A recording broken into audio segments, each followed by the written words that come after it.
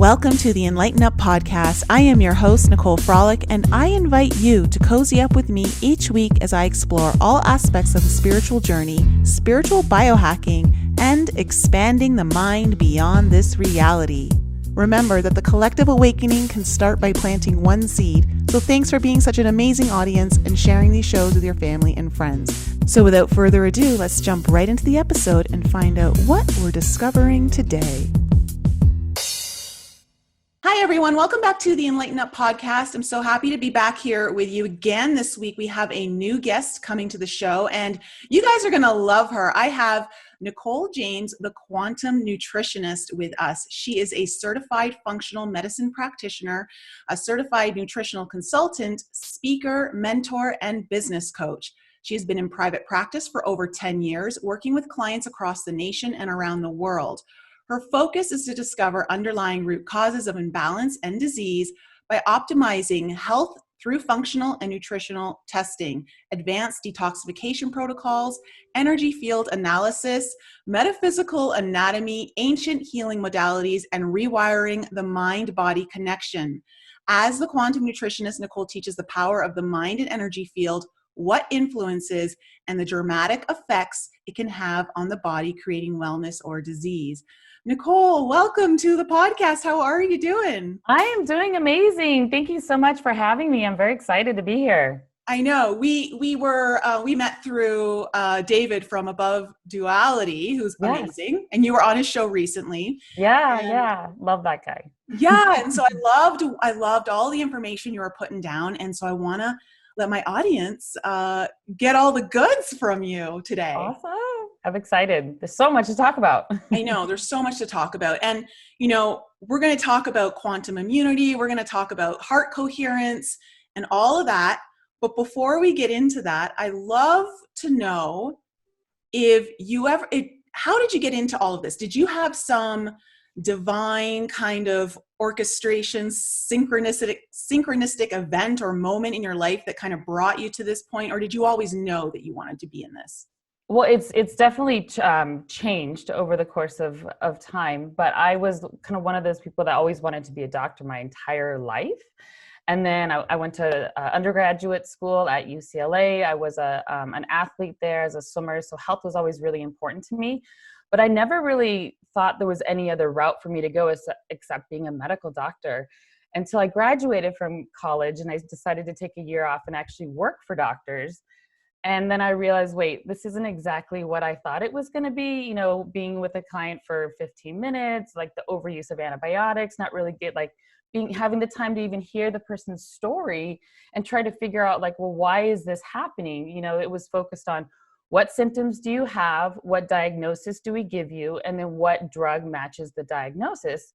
But no, the doctors weren't asking why. And so, it was frustrating. And so in that process of taking a year off, I met an acupuncturist, and she goes, you should really look into Chinese medicine. And as I did, it was kind of one of those things that it just happened. And I decided to go to grad school for traditional Chinese medicine and herbology. And I absolutely loved it because in ancient cultures, ancient modalities, they really take into consideration the emotions of the body and how that influences health, and really views the body as a holistic being, right? And all the connections between all the organs and systems. Whereas Western medicine tends to be more focused on the organ that has the imbalance. So as I was in graduate school, I started working for medical doctors that were doing functional medicine. And there was a cardiologist I worked with that was getting people off of cholesterol medicines, actually looking at vitamins and nutrients and imbalances within the physical body. And I absolutely fell in love with it because it was like, oh my gosh, well, this makes sense to me. Instead of band-aiding a symptom with a medication, well, let's figure out what the body's actually missing, or maybe the body has too much of, and get that back into balance. And so my science brain, I'm trying to understand why, really kind of fit into that functional medicine niche. So when I moved to Wisconsin back in 2009, I opened my practice not long after. And functional medicine really tries to get to the underlying root causes, but it doesn't really take into consideration too much the thoughts, the feelings, the emotions that are involved in influencing our state of health or well-being. And so over the course of kind of my own growth and awakening and research and study into quantum physics and metaphysics and psychoneuroimmunology, how the brain affects the body, I kind of opened myself up to realizing, like, okay, we have to take into account these other fields that are around us that we're creating, internally through our thoughts, our feelings, and our emotions, and also how the invisible energies around us are also influencing our state of health and well-being. And so it's a journey I go on with people, and it's not a medicine, for everybody, right? Because you have to do the work. But the goal is to empower my client to take responsibility for their own health, really do the inner work to look at themselves in a very honest way and go, okay, what are, my thoughts, my feelings, my emotions, my choices that influence the state of health or disease or sickness that I'm in? And then what can I do to change that? And really, it's about becoming the new self. It's almost like we have to let that old self go and recreate the new self. So part of it is kind of like a death, right? Because we do have to become a new personality. Our personality is based on our thoughts, our feelings, our beliefs, our emotions that create our experiences that create this personal reality. And so we have to kind of peel the layers back, and kind of start from the beginning. And it's for those that are really interested in truly healing themselves, not just maybe making the pain go away, but really going inside and getting and finding and maintaining that physical and spiritual balance. It's incredible, the life-changing effects it can have. Yeah. I love what you said there about the personal reality. One of my favorite things that Joe Dispenza says is your personality creates your personal reality. And Yes. it's so Yes, true. absolutely. So, And that's really the thing, is taking our power back, right? And not giving our power away to, the things outside of ourselves that we think we need to heal. Like if something's wrong, go to a doctor, get a pill, fix me. It's like, whoa, we need to turn that mirror around and go, okay, what am I reflecting out on the world, and how is it reflecting back to me? yeah. And I have the power to change that from within.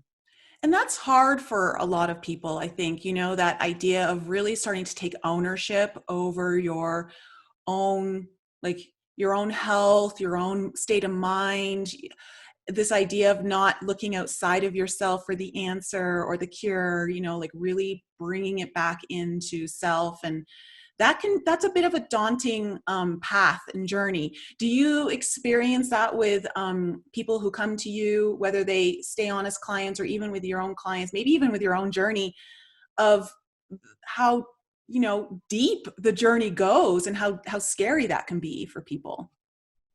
Absolutely. I mean, it really is endless, right? Like if we, there is no point where, we figured it all out, because if we did, we probably wouldn't be here anymore, right?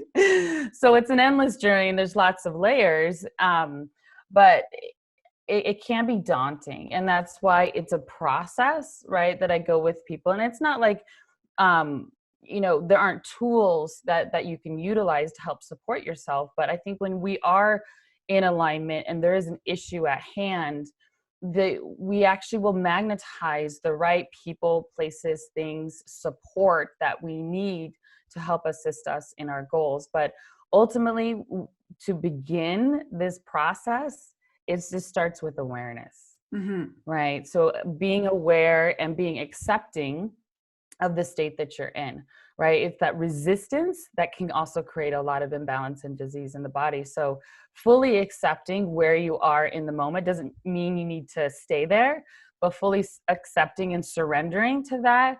And then having the awareness to pay attention to your thoughts, to pay attention to the words that you're speaking, the foods that you're taking in, how you're moving your body, all those things that we kind of inherently know what the physical body needs, but we kind of go on default, right? And unconscious, because most of our beliefs and patterns and thoughts are all subconscious, right? So we have kind of 95% of those kind of running the show, but it's a program, you know, and 5% is conscious. So a lot of times we have that will and desire, like, hey, I'm going to go on a new diet, or I'm going to start this new exercise routine, and you're really motivated. And then what happens, right? All of a sudden, you know, that voice in the back of your head, oh, just sleep in, you don't need to work out today, or, oh, just have that one piece of cake, you can start tomorrow, right? So the hardest part of change is really, you know, making a new choice. And in that new choice, suffering can come up. Right. But that's how we get to those breakthroughs, you know, because if we don't change anything, nothing's going to change. Right. So it's about, holding yourself accountable, you know, and really keeping your goals at the forefront of your mind. You know, we have a tendency to focus on the things that we don't want, especially like as a client coming to me, you know, who's maybe been diagnosed with an ailment, say fibromyalgia. And they take identity, you know, like their identity becomes like interwoven in that diagnosis, and it's hard to step out from that. So I really have to, you know, take a look at ourselves and how we're thinking about what we're experiencing, and really understanding, in order to really transcend and heal that, we have to see the gift in it. And that can be very challenging for people, because and you were especially for things. Go ahead. No, I was just going to say, you really hit home with that when you were talking about, how that idea of surrendering to the reality, even though you may not like it, like just letting, okay, I'm here, like, let's find out why without judgment, you know, and Right. sometimes that allows you to remove the resistance, which of course I always say, the more you resist something, the more it persists. And that's really kind of part of it. And also that idea of the subconscious and the conscious, people don't realize, is that I always kind of have the visual of the subconscious is like Popeye, and the conscious is like olive oil, you know, like I love it. There's like, you think your conscious mind is so powerful, and it can be, but when you underestimate the subconscious, you're already putting yourself at a disadvantage. And so it's kind of like this kind of wrestling match, or knowing like how strong the actual subconscious can be, and how much you need to program it with the conscious first, the conscious mind. So I want to get into this idea of quantum immunity. Okay, what is quantum immunity? I love this. Haven't talked about it ever on the show, so you got to enlighten me and the audience. Oh, absolutely. So it was kind of funny, just brainstorming stuff to talk about with you, I kind of came up with that term, and I'm like, that makes a lot of sense. So first we kind of have to break it down so we can unpack it. What is quantum, right? That we hear that word a lot. What really does it mean? And especially in reference to what we're talking about here. And it's really has to do with consciousness and energy. And when we can take that awareness and how we're actually influencing our field, whether it's through our thoughts or feelings and emotions, and how it's the field around us that is actually more of who we are than actually our physical body. And it's a little bit weird to think about, right? We're actually more in the field than we are in the physical, and we're actually projecting a consciousness into the physical body. And we know this, and actually this has been shown in science. Like I have a device that I use called a BioWell scanner, and it actually measures the biophotonic field of the body by just taking pictures of the fingertips. And we can actually extrapolate that information at what's going on inside the body. And so we know that these fields of energy that we're putting out, that we're taking in, are actually the precursors to physical imbalances. So when we can work with these invisible fields of energy, we can actually influence the cells. And so when we talk about quantum immunity, we're looking at how the body is basically electric, it's magnetic, it's light, and it's energy. And how do we influence these things that we can actually create physical health? Well, again, it starts back to our beliefs, right? Our thoughts, becoming aware of the thoughts. Every single thought we think creates a chemical that tells the body what to do. So, for example, what's going on right now, right? If we're sitting here in fear of getting coronavirus, and we're driving with our masks on in the car and our gloves on, you know, we're actually putting that energy out, right? Thoughts are like electric. If you think about a wire, how a wire works, right? When electricity moves through a wire, it creates a field of energy around it. It's the same thing with our body. And so what field of energy are we putting out? And then how are we matching those emotions within our body? And so we can influence the field that's actually around the cell by starting to bring awareness back to the mind and to the thoughts and to the beliefs and to the emotions. So it's stepping back and just becoming aware of it. And when you start to become aware of your thoughts, probably the first thing you notice is like, wow, I really have a lot of negative thoughts. And it is not to judge them, you know, but it's kind of to step back and become, you know, I love the term neutral observer, right? We can be the observer of our thoughts. We don't have to be emotionally engaged in it. And so when you start paying attention to your thoughts, you know, you'll notice that your body's going to respond. And if we're not aware, the body is just going to, okay, you know, I'm in fear, right? I'm afraid of getting this virus. Well, the body's going to respond with stress, right? Stress hormones are going to be released. It's going to feed back to the brain. Yes, we're stressed. Yes, we're fear. We're in survival mode now. Well, what happens to the immune system when we're in that state?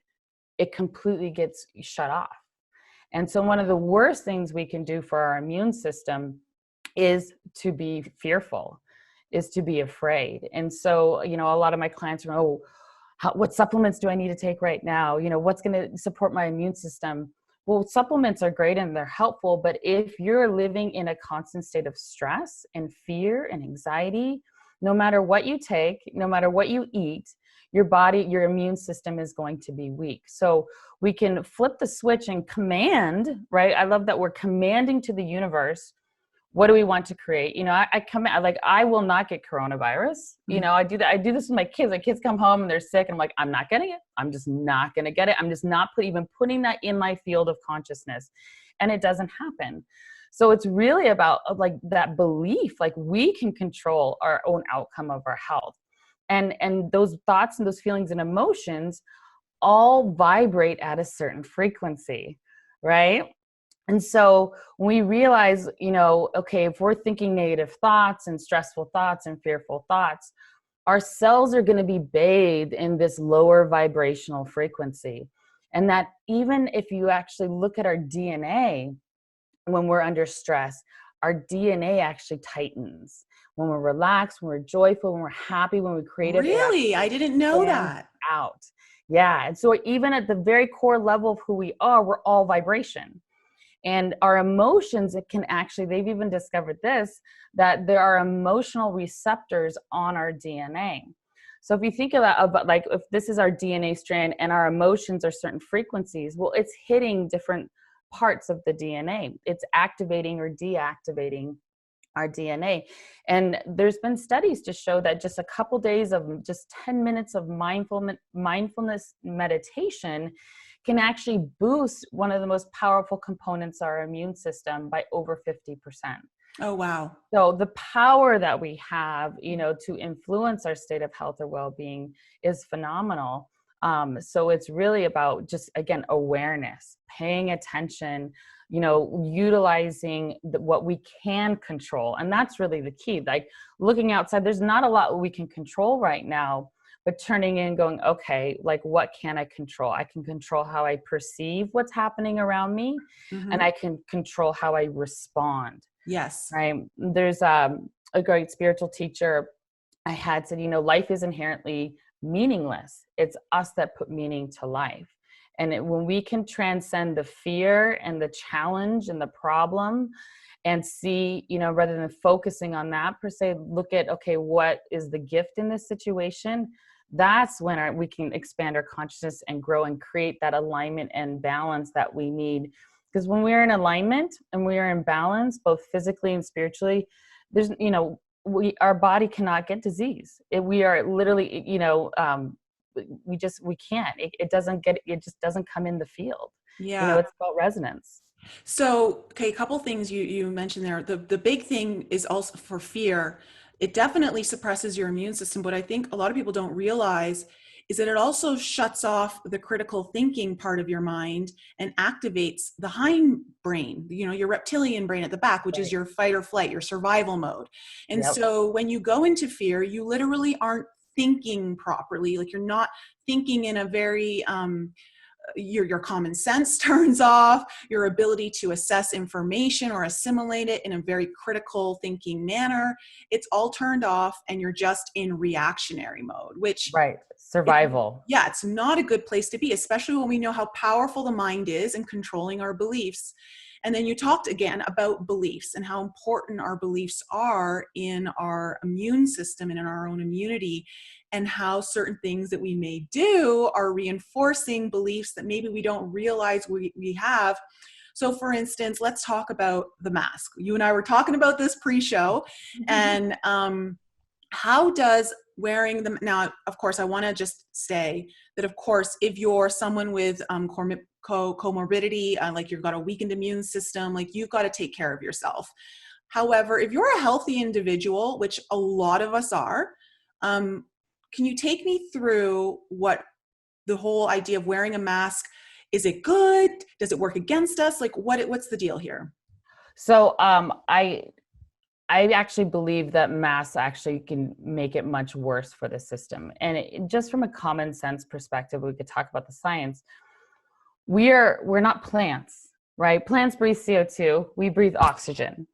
So when we're putting on a mask, what we're doing is we're limiting the amount of oxygen we're taking in, and we're increasing the amount of carbon dioxide. We're basically rebreathing our own kind of toxic waste gases that we're supposed to be releasing.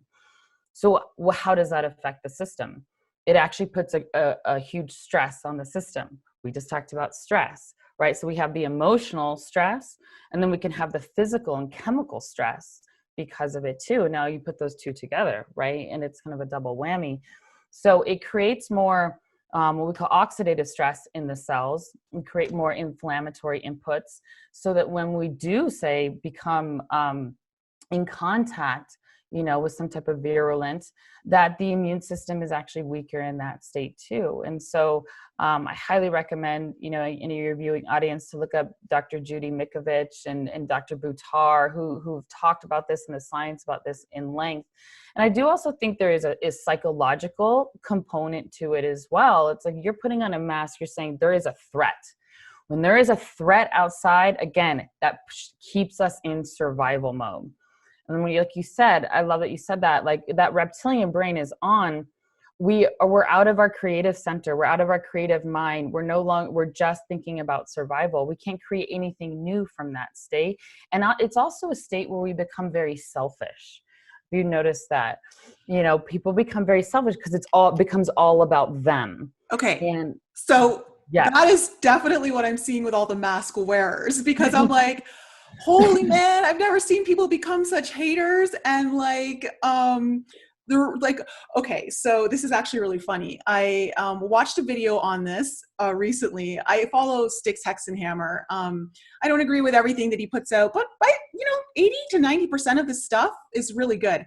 Mm-hmm. And he was talking today about don't be a coronavirus Karen. We have this like Debbie Downer, and how this right. whole thing is going to be like, and those are the people who are like wearing the mask and looking at you like they want to spit on you, but they can't because their mask is going to catch it and they end up spitting on themselves. Well, and then you have your breathing, right? It's getting moist, which also feeds bacteria and the actual particles too. Most of the masks, if you look at it, like unless you're wearing the N95 mask, they say, well, just cover it with a scarf, or it doesn't actually filter out any of those particles, of the virus. So it's just this, unfortunately, the governors say they're doing things by science, but when you look at all of these scientists and doctors that are coming out against what they're saying, it's like, wait a second, is there another agenda here? And this is when we have to, again, take our power back, step back. Am I doing this out of fear? Unfortunately, in some states, yes, you will get in trouble if you're not outside wearing a mask. But why are you driving around wearing a mask in your car is what I want to know. Like, is the world gone mad? Well, and this is the whole thing. Fear shuts down critical thinking. Yes, exactly. And Exactly. and so like I've refused to wear a mask Mm-hmm. because one, I don't like being told what I'm supposed to do, and I know I don't have to do it. Mm-hmm. Two, I know enough about immunity to know that it's going to lower my ability to interact with my environment and build my own antibodies. Mm-hmm. That herd immunity that we've been trying to build. I also know, well, hey, I live in Colorado. I'm 5,200 feet above sea level. I've got less oxygen already. You mean I've got to wear a mask and now Right. reduce even more the amount of oxygen I'm getting in? And Well, you said something really cool there about how, we're not plants. We don't breathe in carbon CO2. dioxide, right? And so as I, correct me if I'm wrong, but I'm pretty sure carbon dioxide is acidic and will make your body more acidic. Exactly. Which then leads to oxidative stress, damage to the cells, inflammation, further weakening the immune system. And now, we talked about Dr. Judy, who's a PhD in, molecular biology. She even says that it can create these inflammatory cascades in the body that leads to release of certain chemicals like exosomes. And it's actually in a lot of the swab testing, they're not testing for necessarily the virus, they're testing for the exosomes. So we can ultimately, then extrapolate and say, okay, well, we could be potentially getting a lot of false positives here, because we're actually not looking at the virus. It's like, Dr. Buttar used the analogy. It's like we're testing for fire trucks, assuming there's a fire for every fire truck we see.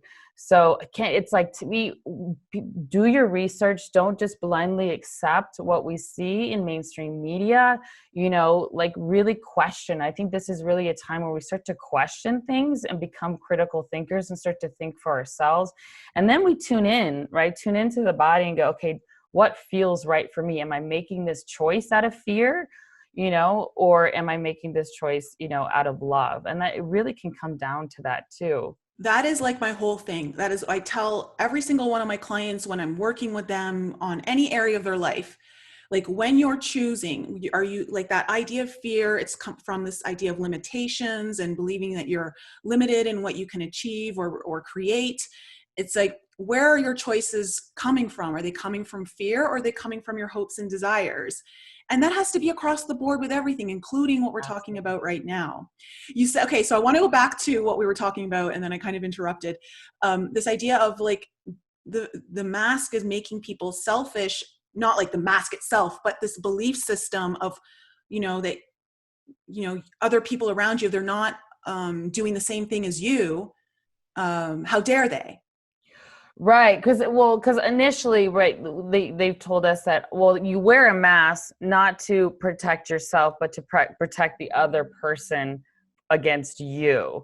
Right. So then people are looking at like, well, I'm doing this for you. Why aren't you doing this for me? And again, it's that fear-based consciousness, and because we actually look at the numbers, we know the numbers, are just like the flu. There really is nothing to be afraid of. Most of us will become asymptomatic carriers if we're exposed to it. And so it's taking our power back, questioning the narrative, and doing what feels right for you. And avoiding the judgment of others, right? Because when we're judging others, we're really just, inherently judging ourselves. Yeah. And okay, so you said something there, which always, I love to bring it always back to like understanding our own journey of how much, we're trying to move into like 5D. We're trying to move into creating from the heart as opposed to creating from the ego or fear. And that idea that you were just talking about this, like, I'm doing this for you, why aren't you doing this for me? This is the problem with every relationship that we have, is that most people come from a place of codependency or like conditions, like where's the unconditional love or unconditional aspect, like I'm just doing this because I believe it's right, and whether you do it or not, that's on you. Like I'm creating from my own place, my own heart. I'm not creating because I want you to do it back for me. Right. And really to understand, like, everybody is on their own journey, So we see such division now and such separation. And I think a lot of the powers that be want us to stay separated and divided. But as we try to move and create this new earth, that, that higher dimensional frequency, that's where the separation, goes away, and we can understand like how we treat ourselves, how we talk to ourselves, that is actually how we're talking to everybody else. If we heal ourselves, we heal the collective. If I judge someone else, I'm judging myself. And it's just that unity consciousness that we need to step into, because I think that's the other thing, that physical, we're creating more separation. We're putting on the mask, right? Instead of going, okay, like, you're a sovereign being. We're all sovereign beings. We have a choice. I'm not going to judge you for your choice, that you're making, and just honor the choices that other people are making at the journey they're on. Because I think it's selfish for us to try to say, oh, you should be doing this and this and this, everybody kind of wakes up, and understands things at their own level, and holding that space, instead of judgment, holding the space of love for that person. Not only does that help support the other person, but it also supports you. Yes. Right? It expands your field out. When you're judging somebody, it actually contracts your field in. Yes. Yes, absolutely. So let's go into this idea of the human vehicle as a quantum biocomputer and how you operate it multidimensionally. Like, I love this. Let's talk about it. Take me through it. So, kind of one of my sayings is like, we're more than a meat suit, right? And so if we look at how we've kind of understood the body, especially like from a Western medicine perspective, we're just kind of biochemical machines. But our cells, really, when you take a look at we actually don't even know a lot still about the body and the brain. But the cell itself is one of the most complex pieces of machinery technology that's like ever been created. And like I said, we're still learning about it. And so we can understand that if we were to zoom in on our bodies, we're 99.99999% empty space. So what are we really, right? It's like we're energy, we're light. And so we talk about vibrations, right? And how things are affecting our vibrational frequency of all of our organs. This is where we start tapping and tuning into the quantum field, understanding that, yes, we do need to know what the needs are for the physical body. We still need to, eat the right foods, particularly closest to the sun as possible, because that will also charge our body with energy. And paying attention to the vibrations that are all around us, whether it's what we're listening to, the sounds we're listening to, connecting with the earth, right? And the sun, and creating those fields of energy between, kind of charging the body battery. But understanding that the nature of who we are is quantum, meaning that it is outside of time and space. So that when there's been studies that you can influence the field of energy, you don't have to be in the same space, right? Or remote viewers who can look in the future and the past, right? So we're utilizing the technology of our multidimensional cells. So we're just much bigger, right, than we thought. We've been kind of so limited to belief that we're just, we're a human body, things fail as we age, things break down. We need somebody else to fix us. It's just that's such an old paradigm thinking. And if you look back at ancient cultures, they knew this.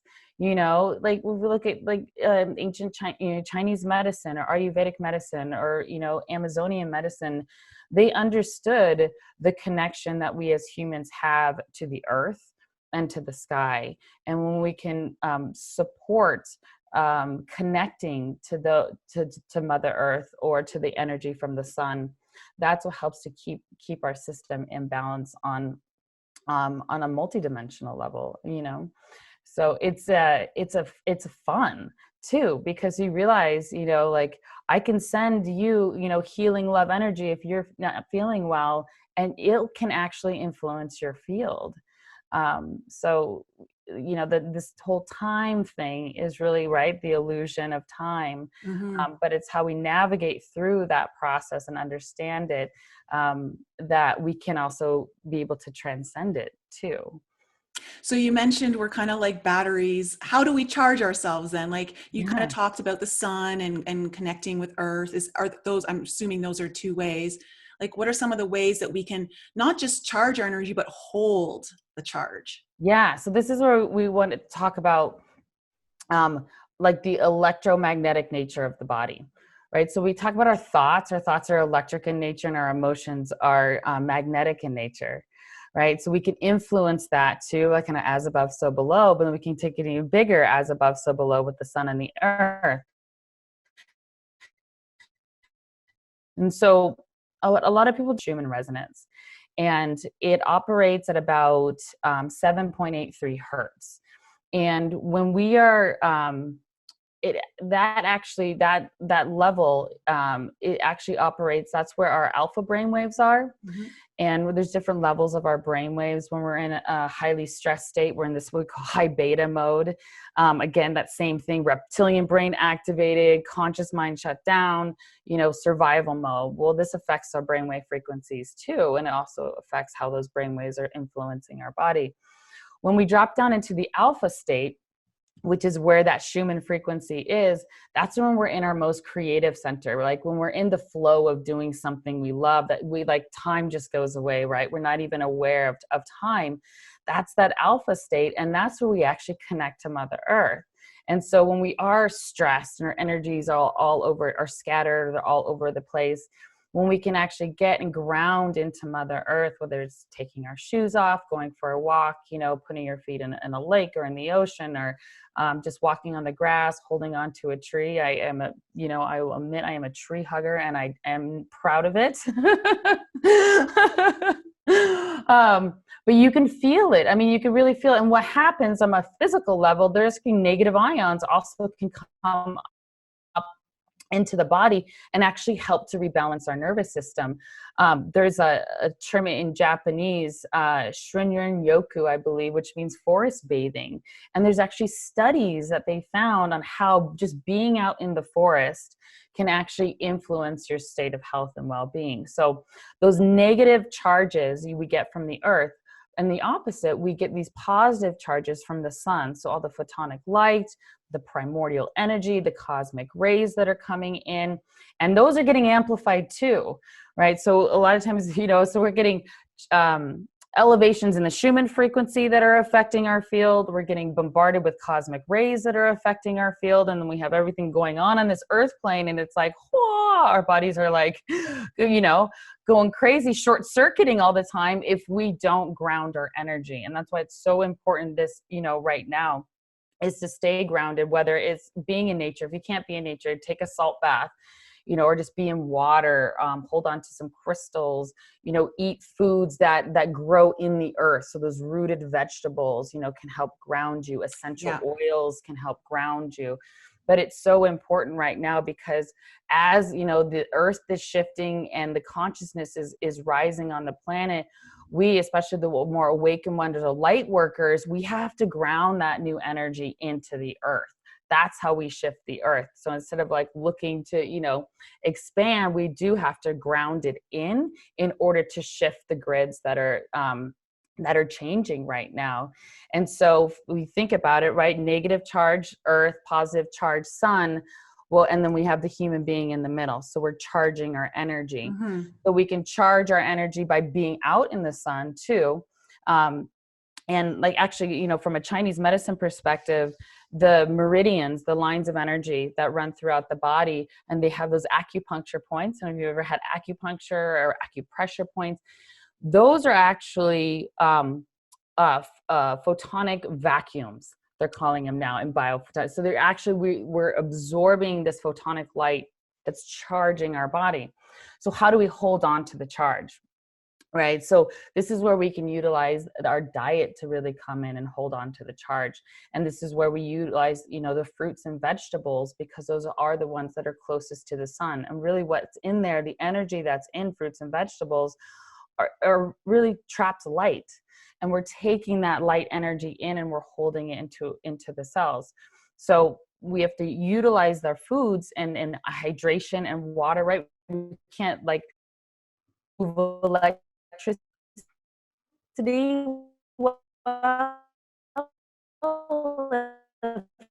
Oh, we don't hold on one second, because I'm losing you here.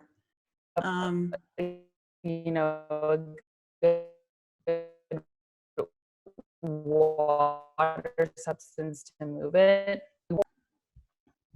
hold on one Did it second. freeze? Yeah, it did freeze. Okay, okay. Let's go back. So repeat that, because you were talking about the electricity coming in. All right, back to where? Yeah, I missed a lot of it. So let's just start all over again. Okay. All right. So talk about the Schumann. Yes. Okay. So one of the first things we need to understand is our connection between the Earth and the Sun. Mhm. And the Earth holds a magnetic field, charge, which is called the Schumann resonance. Mhm. And this resonates at about 7.83 hertz, which also mimics the healthy brainwave pattern, which is called our alpha waves. Yes. And so when we can tune into Mother Earth and tune into the Schumann frequency, now that could be, grounding yourself to Mother Earth, walking out in nature, connecting with the plants or the animals in nature. And it really brings in those negative ions up into the body that helps to also balance out our nervous system. Okay. Right? So our nervous systems are electric, and so we need those negative charges, right, to move the electricity. And as electricity moves through the body, it creates a magnetic field around us. And so we have these negative ions that we can get from the earth, and then we have these positive charges that we get from all the cosmic rays. We're getting bombarded with gamma rays now. There's primordial energies. We're getting cosmic rays. And so when we can connect to the sun, whether, you can charge your body, just be out in the sun, hit that third eye, with the sun. It's incredible the effects it can have on our brain and the field. And then you balance that charge with the negative frequencies of the earth, and we can store that energy that way. How do we deplete the energy? Stress, poor diet, right? Not moving our body. That literally leaches all that energy from the sun. Pharmaceutical drugs, will do that. Toxic emotions, things, that we are holding in our field that's not healthy for us. And so keeping our body or charging our body first, utilizing the earth and the sun, and then holding that on by the choices that we're making on a day-to-day basis, whether it's thoughts, feelings, emotions, diet, hydration, sleep patterns, relationships, how we communicate with one another, that holds the light frequencies inside the cell. And what's fascinating to me is when our cells are healthy and they're charged, like physically charged, we have a negative charge inside the cell and we have a positive charge outside every cell. When that charge gets weak, that's when disease sets in. So like on a total body average, our bodies vibrate at about 60 to 72, we call megahertz. When we get a cold or a flu, that cannot occur in the body until it drops below about 58. Cancer cannot occur in the body until the frequency of the cells on average go to about 42. So if we can keep our cells charged, right, with all the things I just said, no matter what we're exposed to, because everything's a frequency. Every virus has a frequency, every bacteria has a frequency, every organ in our body has a frequency. If we can keep our cells charged, a highly negative charge, no matter what we're exposed to, it's not going to become a problem. We'll just repel it in our field. And would you say, because I always tell everyone, it's so important to stay hydrated because water is an incredible conductor of electricity. And so when you're really tuning into that electric charge and allowing it to move through your body, which you said then creates the magnetic field around us, personally, I drink distilled water because I know that it's the best conductor. But water and just in general, hydrating your body, it's so important to maintaining the field. Absolutely. Exactly what you said, right? So if we want to move electricity, right, we need to have that, the conduit, right, which is the water to move it. And so if our cells are dehydrated, it basically is creating more resistance, right, and more congestion in the body, and that free flowing movement of energy cannot occur. One of the other things too, you can take that to another level, is how our field of energy, our thoughts and our emotions actually are influencing the water. And if you're familiar with Dr. Masaru Emoto's work, right, on the frequencies of water. So and this is where we kind of take in that quantum nutrition aspect, when we're eating anything or when we're drinking anything, our thoughts and our emotions are going to influence the structure that water is held at. And so if we're sending love, to the water before I drink it, that actually is going to structure the water differently than if I'm stressed and I'm scared and I'm anxious and I'm going to take that in. And really what it comes down to, like, when we can structure the water inside of our cells, again, diseases can't occur. It holds oxygen in a different way. And this virus, has a lot to do with how oxygen is actually held in the body, which we talked about the mass reducing oxygen levels. And so anytime we can get more oxygen into our tissues and be able to move the oxygen inside and outside the cells, whether it's with water, whether it's with deep breathing, going outside, getting fresh air, burning the mass, the better. And so that's where those live foods come in, right? The live foods have a lot of minerals. Minerals move electricity, right? If we're eating a lot of dead flesh and processed foods that contains a very low mineral content, it actually is just going to create more resistance and more congestion within the body that can then damage the cells, tissue, organs, and eventually lead to disease. Oh, I'm like loving this episode so far. I could talk about this stuff all day. So. No, it's like, I've always been into nutrition and cellular health and all of that. And so I'm loving what you're saying. It's so important. I hope everyone's taking notes, because there's a lot of empowering information in here on how you have total power just through your conscious mind and your heart field to change the structure and the charges of your cells for your own immunity. I want to move into the power of heart coherence and all of that. And I have a little surprise here. So I love this topic of heart coherence, because unbeknownst to me, in my late 20s, I actually was doing heart coherent meditations without even knowing that's what it was, right? And how to connect people, group meditations that worked on connecting through the heart. But I have this card, actually, so I do a lot of readings and all of that, and I have, from my sacred geometry deck, I have a card called Coherence, and I'm actually creating an oracle deck, and one of the cards, it's a union of masculine, feminine energies kind of deck, and one of the union cards is Coherence. And so I'm just going to show like this card here. Okay, this is the sacred geometry of Coherence. Flower of life. And yes. And so I kind of want to read it here for the audience. Yes, definitely. To extrapolate on all of it. Okay. So it says there, the frequency of coherence supports our ability to harmonize the frequency of the heart with the frequency of the mind for an optimal ability to create the reality we desire. And then one second here. Coherence can be described as a state of harmony, union, or connection. In the new energy, and as reference to the human being, coherence has to do with the state in which the mind and heart harmoniously flow together. Whether we are functioning as an individual, a community, or a group, the new energy is asking us to find balance between our thinking and our feeling. We can no longer rely solely on our analytical mind, nor can we just have our feelings guide the way. Every part of us has to come together in a harmonious, coherent state of being. Only then can we navigate these new energies to become multidimensional human beings that are in control of their reality. To be powerful manifestors, it's imperative to not only set clear intentions with our mind, but to have our emotional state of being with the heart as its center in alignment as well. And when the mind and heart come together in perfect unison, when intention saturates every layer of our being, every cell of our body, and every thought in our minds, we become unstoppable creators of our own reality.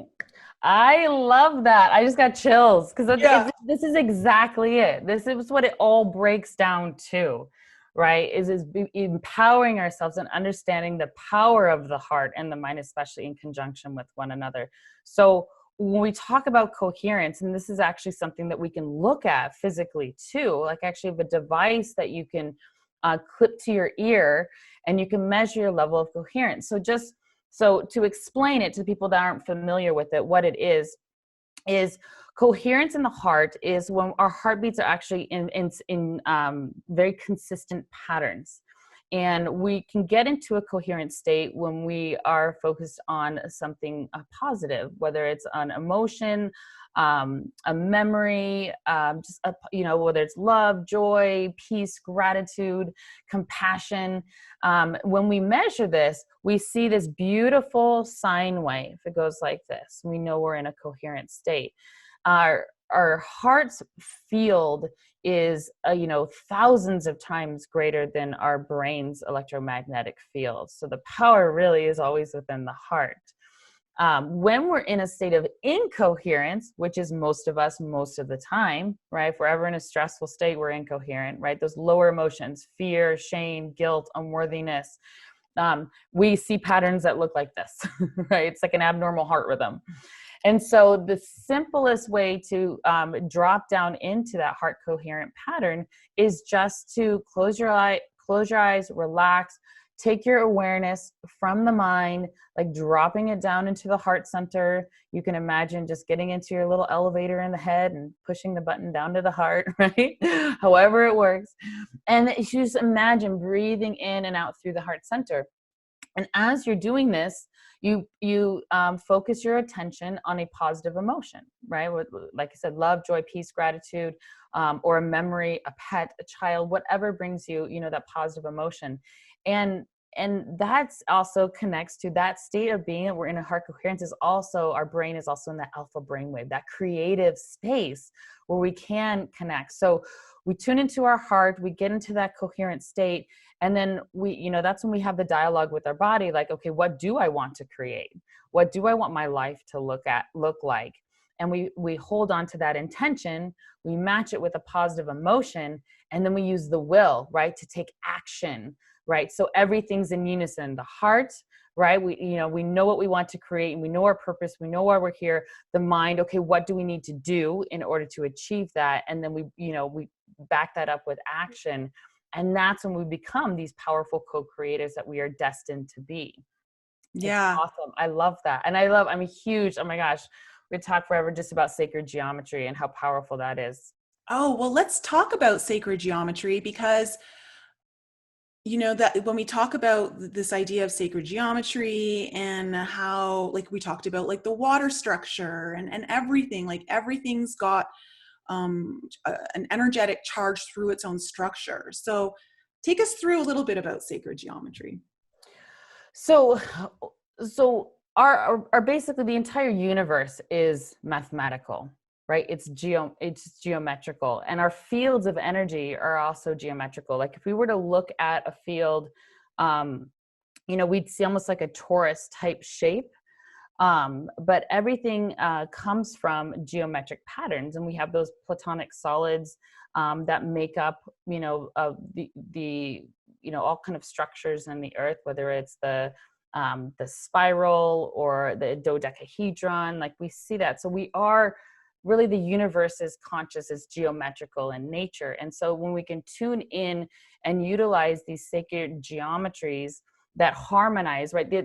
We look at them as like two-dimensional, but really they're three-dimensional. And they're vibrating at a certain frequency. Same thing when you send that intention to the water and we freeze the water, we see this beautiful geometrical pattern.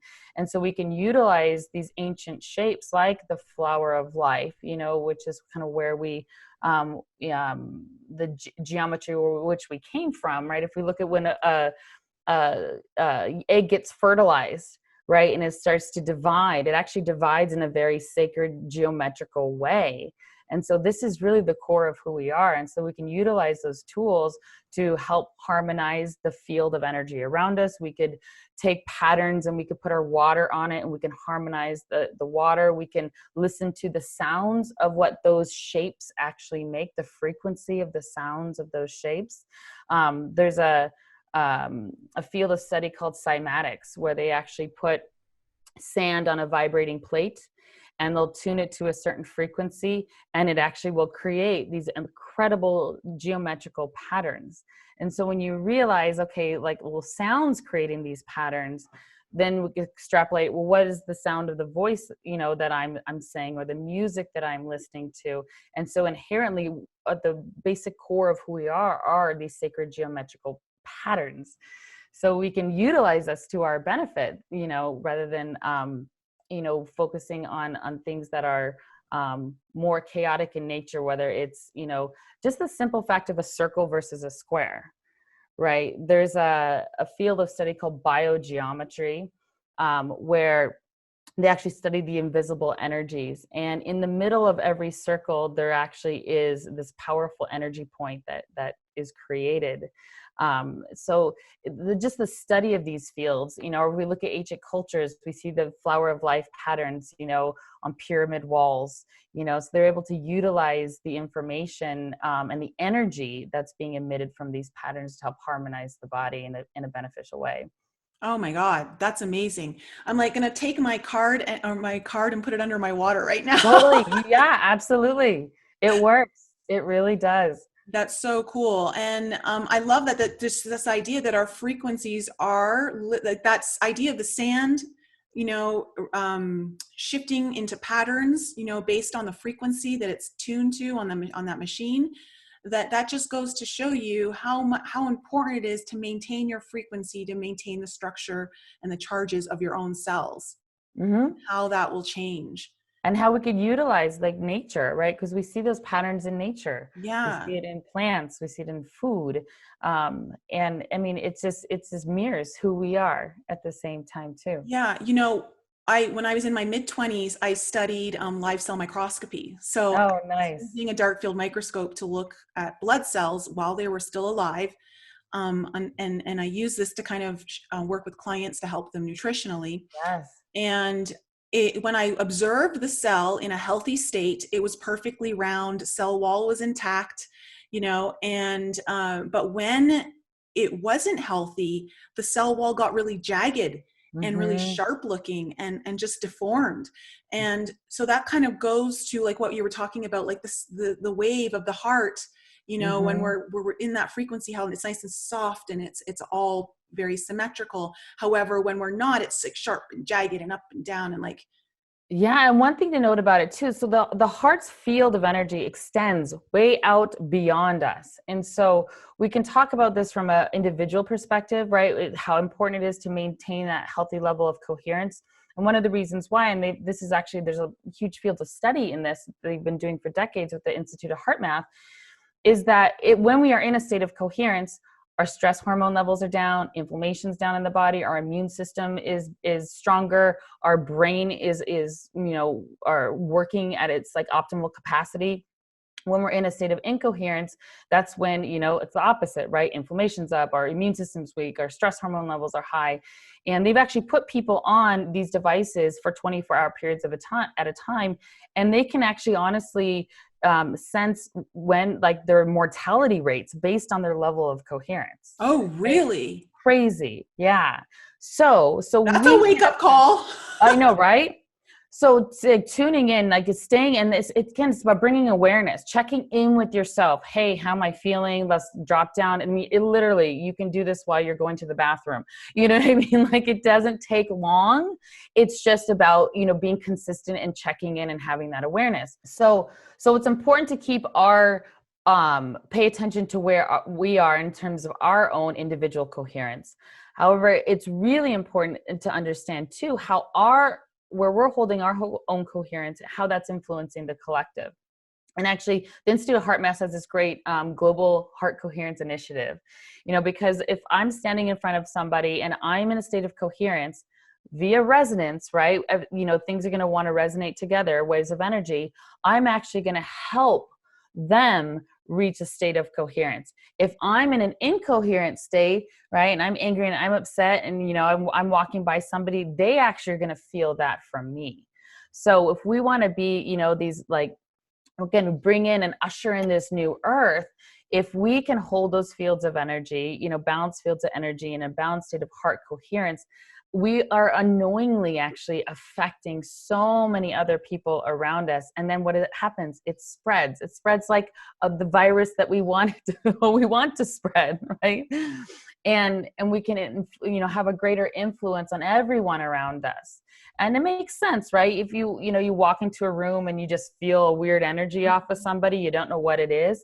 That's the field around them that's talking to your heart going, oh, I don't like this. This is a little incoherent pattern. I'm going to go over this way. We do this intuitively. Now we have the scientific backing and understanding and explaining it.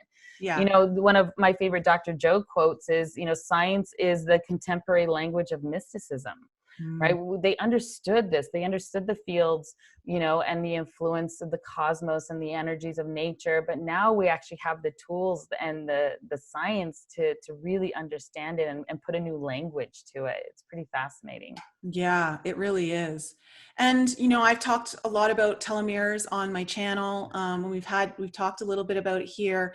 And this idea of, when you talked about the mortality rate, like you can show through your energy field, meditation is one of the things that helps. Deep breathing, meditation, which of course induces a relaxed state. It takes you out of the stress state.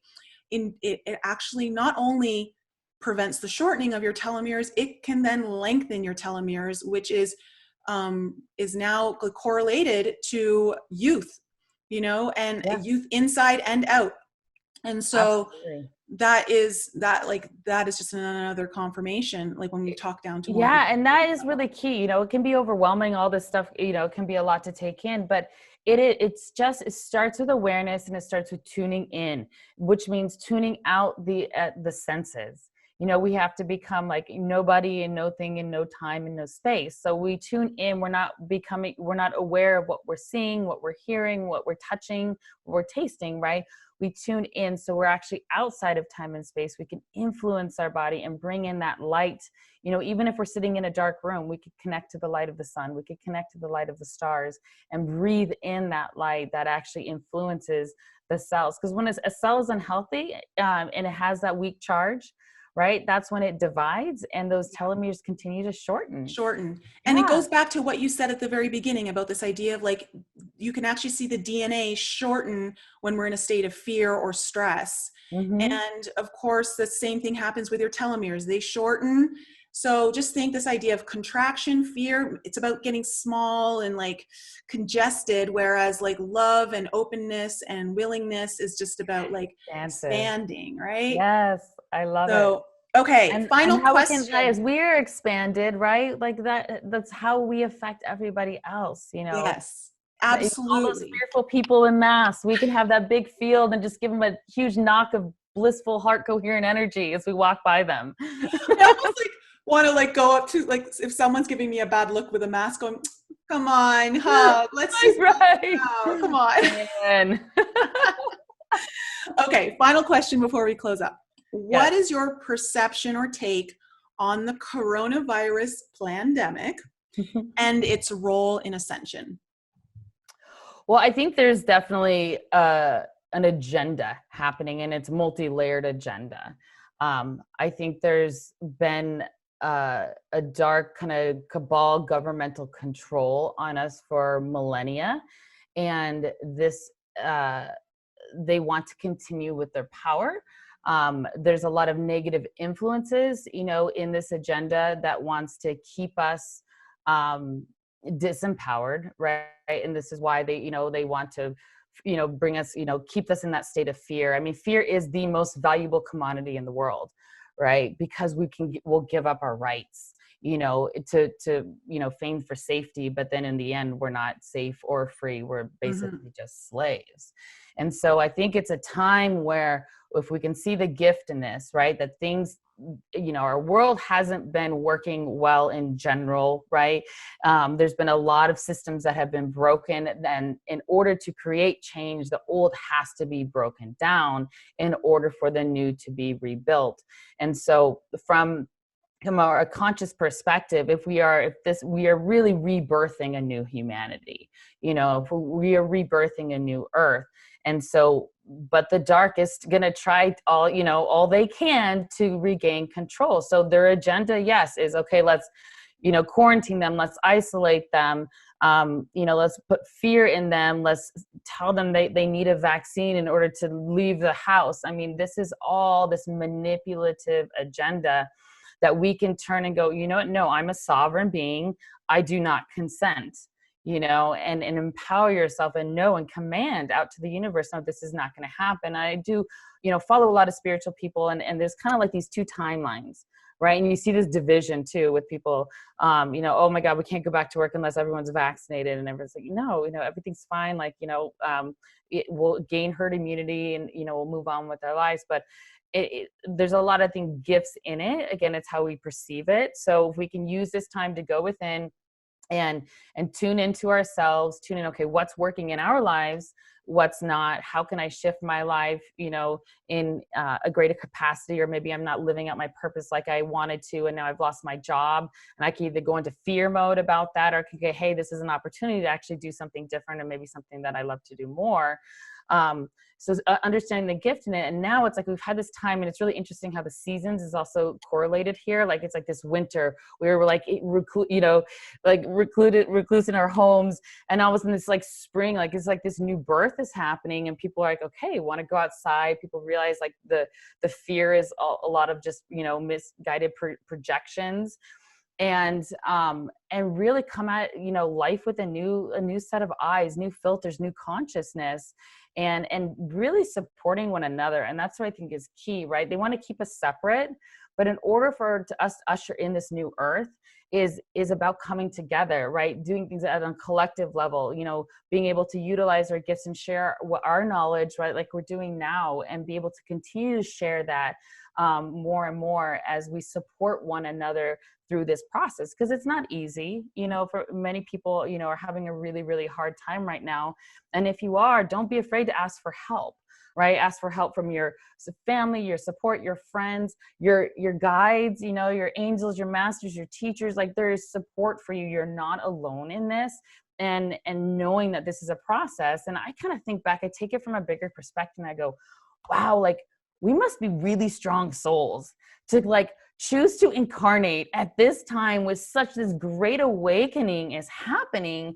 And then it's like, I feel like excited about it. It's like, yeah, it's not gonna be easy, but man, we can look back and just go, look what like I went through, look at the path that we had to walk through, and look at where we're here now. Like, we helped to usher in this, like really this incredible, awakening of humanity, where life, I truly believe, can be so much better than it was. And so it's just the journey, the process of getting there. And a lot of times people have that we call, kind of dark night of the soul, right? When things are just no longer working, but you're not quite where you want to be yet. And you're in this like limbo land, and it's not fun. No. But knowing that future timeline, that new earth, right? That what we want to happen it's already been created. It is already there. We're not creating anything new. We're just shifting our energy on a global scale to allow that to actually physically manifest for us. Yeah. We're literally cleaning up the other timelines right now. Yeah.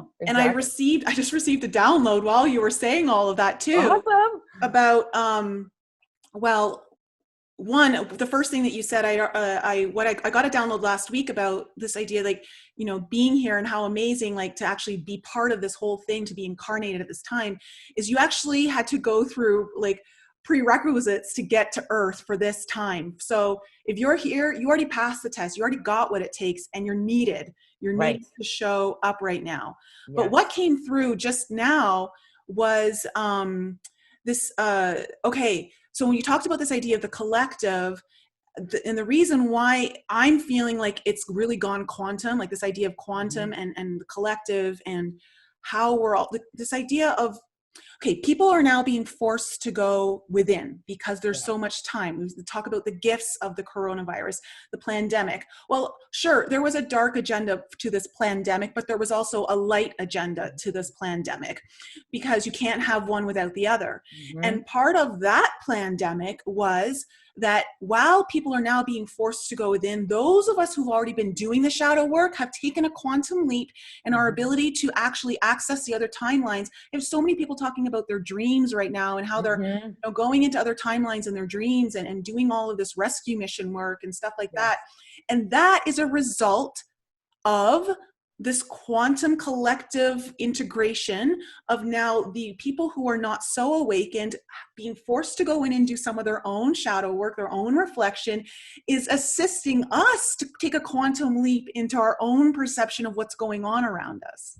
Absolutely. Yeah. I mean, a lot, you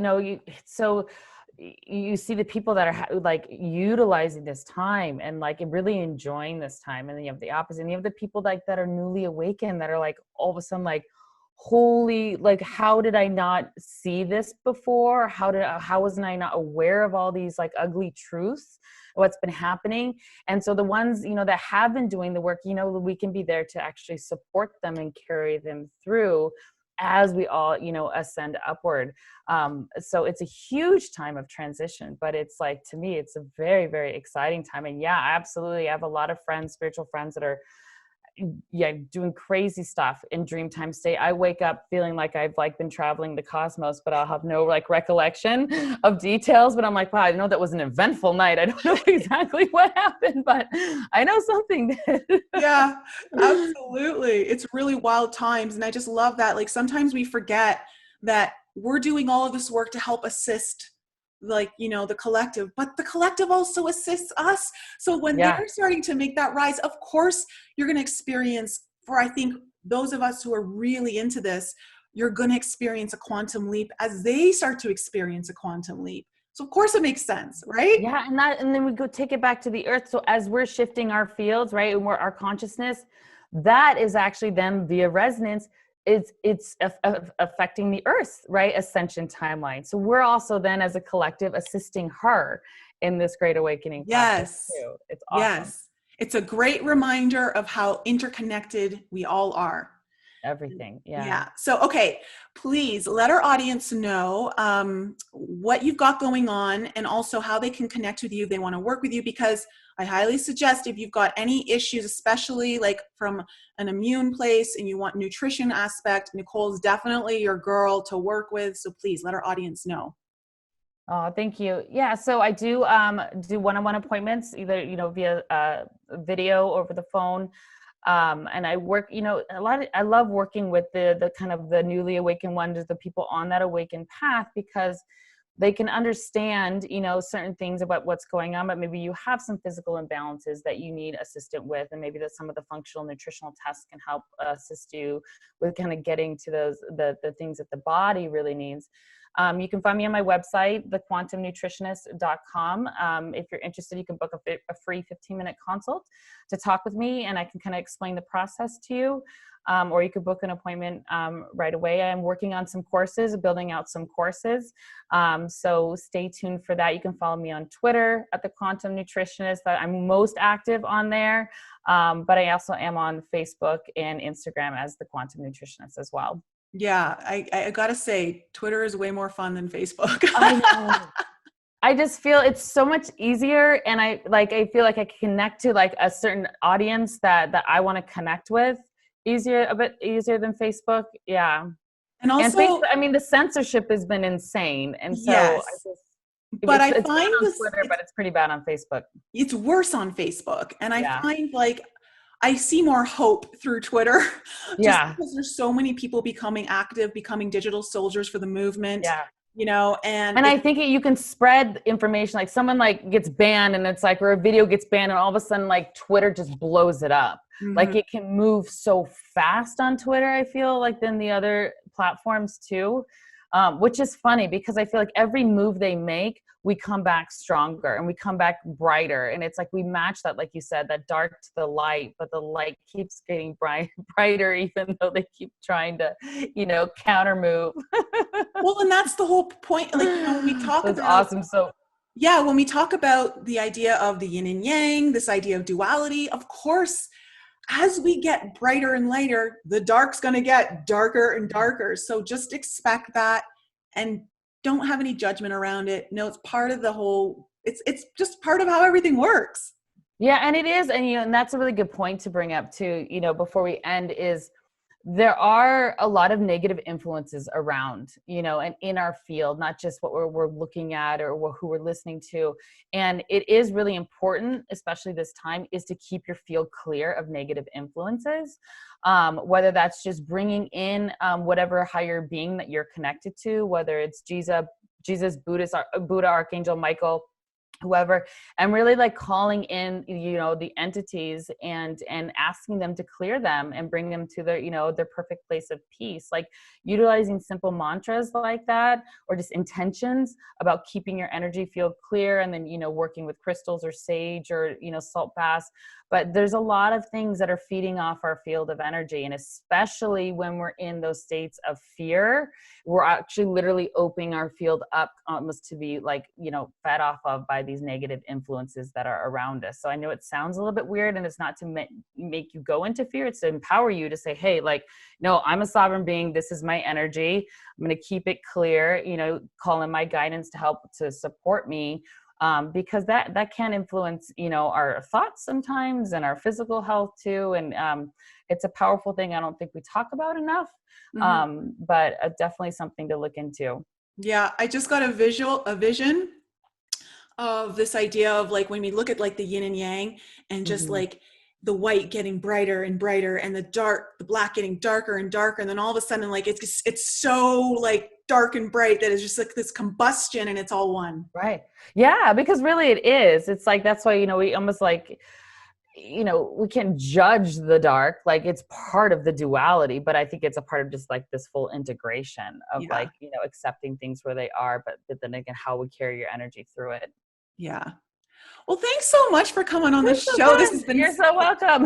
such a fun conversation.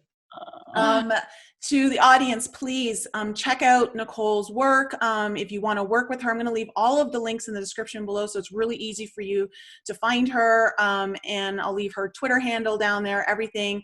Guys, I love you so much. Thanks so much, Nicole, for being here. And thank you. Thank you to the audience for being such important light workers here on the planet right now. Keep doing your work, stay in your light, and stay out of judgment. Keep that field in coherence, so that you can affect all of the other incoherent frequencies and bring them up a little bit. I love you guys so much. We'll be with you again next week. Bye. Thank you all for joining our show. We appreciate you tuning in and supporting us. If any of you have any questions you would like answered on the show, or any guests that you would like to hear on our show, please email that information to us at info@enlightenup.us, or send us a voice message using the Anchor app. There's a super cool feature on there that allows you to send us a message or ask us a question with a touch of a button right from the app. And please continue to support us by following us on Facebook, Instagram, Twitter, and YouTube. And if you haven't checked out Nicole's channel on YouTube yet, head on over there for some more insight from her, or you can visit her website, inflexibleme.com, where you can book a personal coaching session or a tarot reading, watch some of her most informative videos, or you can sign up for her newsletter.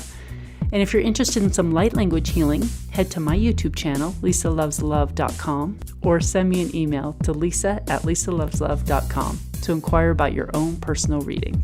Thank you again for joining us and supporting us, and we'll be back with you all next week.